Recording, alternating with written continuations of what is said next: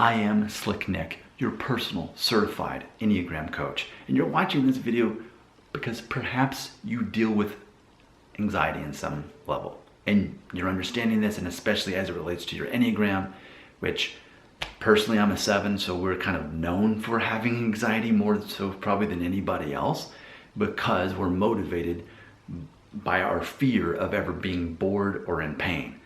And ultimately, this is our way of coping with the anxiety that we have. So for somebody like me, I have to go to the gym every day and take a 3-mile walk every day just to kind of balance everything out and start the day out right. And that's largely what inspired this video. Now, I will also mention 9s. Not all 9s, I'd say maybe half of 9s, depending on what your wing is, but a lot of 9s secretly have anxiety as well. Now, for 9s, they're ultimately repressing anger issues that they have. Instead of running from fear like I am, they're internalizing or denying their anger.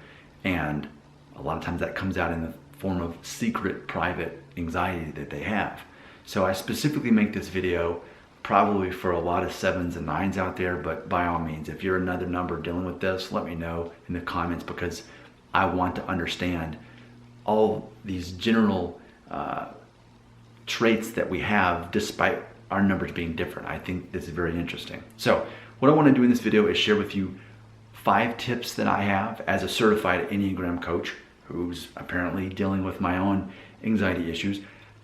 I'm not a doctor. I'm not a professional. I am a certified Enneagram coach and a human being and a 7. I can tell you that much. But by no means am I a professional or doctor or anything like that. So these are things I live by, and that's how I'm able to share them with you. Number 1, low impact cardio and or weight training. You can see I'm wearing my favorite shirt here, reps, not techs. I gotta stay moving. I'm not gonna get caught up on social media and waste my time like that. Or no, I'm gonna get stuff done because, like I said, it helps me kind of bring down the anxiety starting out. I'm not the kind of person who does well going at the end of the day. I need to go first. That way the whole day is on course for me. That's how it works for me. By the way, if you want to get this shirt on Amazon, I'll make it easy. I'll put a link right below and you can buy that. But I personally, I do low impact cardio and weight training 6 days a week. So I don't do CrossFit. I don't do a bunch of stuff and jumping around. Nothing that I'm going to get myself seriously injured, but stuff that ultimately causes me to lose body fat percentage and increase muscle mass. But I'm not doing any kind of HIIT thing or anything like that. I'm not even running because walking is actually what helps those of us who have anxiety issues to help balance this out. Running can actually make it worse. And not only that, now we know running causes your cortisol to go up, which means you increase your belly fat, which would defeat the whole purpose. So that's number 1, low impact cardio, weight training. Number 2, meditation and or prayer. So some of these things you're gonna see I've combined. So for me, when after I go to the gym, then I come home and I'm walking for about 40 minutes, sometimes up to an hour, just depending on my schedule that day. During that time, I start off with my daily prayer. Now, you may not be a religious person at all and think that's all made up. Well, either way, what am I doing though? On just a physical level, forget about spiritual, what am I doing? I'm sort of unpacking my anxiety, the things that I'm praying for, the people I'm praying for, and the ways that I pray for things that I want to become. I'm unpacking. So even from a non-spiritual perspective, we can see the mental health involved in me praying while I'm walking outside, getting sunlight and fresh air. I mean, that's undeniable that to meditate and or pray is going to be good for your psyche. Number 3, to socialize in real life.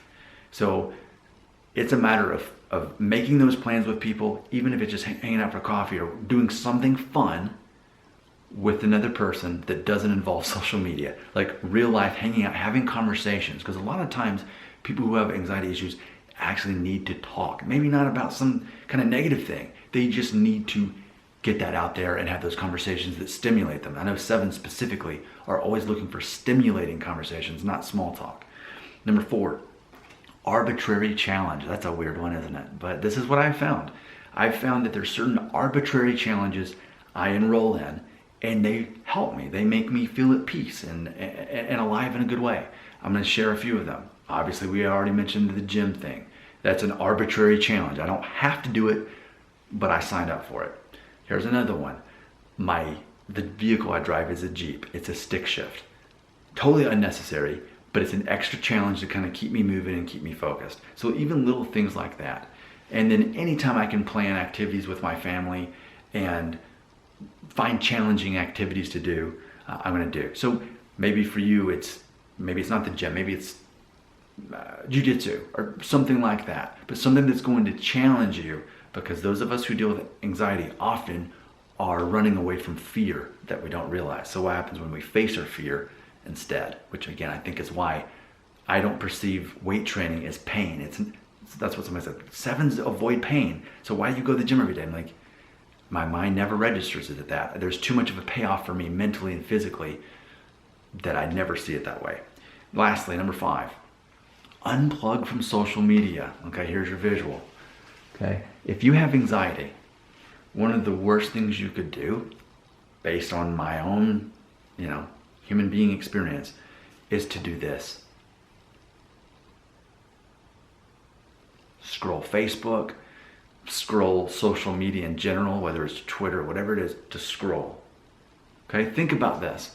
If you have anxiety issues, then kind of what's going on is that here's the sky kind of falling in on you, or like the world's pressing in on you. And then what are you going to do? So you're already overstimulated, right? So then you're going to overstimulate yourself even more. The human brain, as if it could even keep up with all of that. And a lot of it, let's face it, a lot of it's negative. So for me, personally, I don't scroll social media. Now, granted, I have social media accounts, and I will post my own YouTube videos like this on there, or my blog posts, or things like that. But as far as me looking at other people's stuff and scrolling and exploring all that on any social media platform, I don't. What about YouTube? I feel that YouTube is the exception though, because we can actually have self-help from this. If we seek out things that will mentally help our health, then that's a good thing. And that's motivation of me making this video, sharing with you as far as why I'm doing that. But can't you imagine that social media, especially scrolling, is bad for anxiety? It's only going to make you more overstimulated.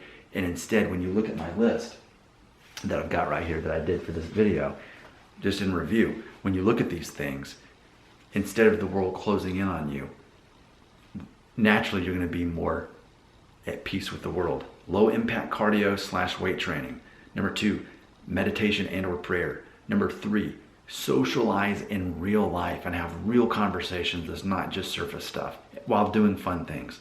Number 4, create some arbitrary challenges for your life. Give yourself that challenge so that you can overcome it and give yourself that goal and that focus. And then number 9, unplug from social media. I don't mean to delete all your accounts, but stay away from social media as much as possible. Definitely don't scroll it. Use it more for maybe a messenger thing. I do that like with Facebook. That's really what Facebook is made for, is reaching out to friends to set stuff up easily and using it for that. So I think that if you try these out, I think you're going to find the help that you need. Again, I'm no professional. I'm not a doctor. I'm just a certified Enneagram coach who's dealing with this with myself, and I want to help others as well. Your comments belong right here.